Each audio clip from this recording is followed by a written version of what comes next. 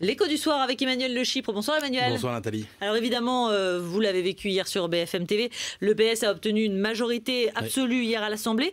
D'ailleurs, aucun président n'a jamais eu autant les mains libres pour appliquer sa politique. Est-ce que pour François Hollande, la situation est finalement aussi confortable qu'il n'y paraît ?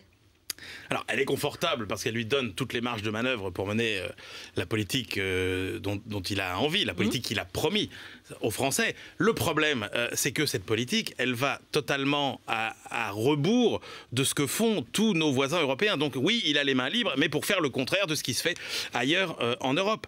Par exemple, tous nos voisins se battent pour devenir plus compétitifs. François Hollande, qu'est-ce qu'il propose? D'augmenter le SMIC, donc le coût du travail, et d'augmenter la fiscalité sur les entreprises. Tous nos voisins assouplissent les règles de fonctionnement du marché du travail. François Hollande, qu'est-ce qu'il propose? Il propose de rétablir une sorte d'autorisation administrative de licenciement. Tous nos voisins réduisent leurs dépenses publiques. François Hollande, il embauche des fonctionnaires, et tous nos voisins repoussent l'âge de départ à la retraite. Nous, on a plutôt tendance, même si c'est pour une petite partie de la population, à le diminuer. Donc la France se retrouve finalement assez isolée.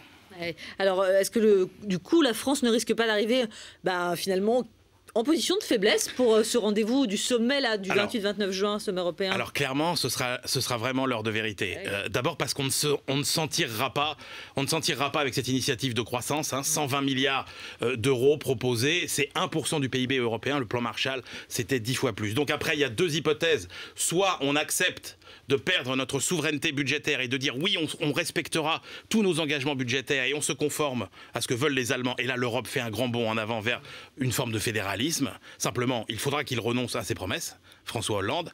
Ou bien on refuse et à ce moment-là, ce sont les marchés qui se chargeront de nous mettre la pression. Donc il y a deux solutions. À chaque fois, il est obligé de revenir sur ses promesses. Mais dans un cas, on en sort par le haut avec une Europe renforcée. Dans l'autre cas, avec une Europe plutôt affaiblie. C'est le choix cornélien qui se pose à lui aujourd'hui. François Hollande et son gouvernement qui promettent d'être scrutés. Donc merci beaucoup Emmanuel.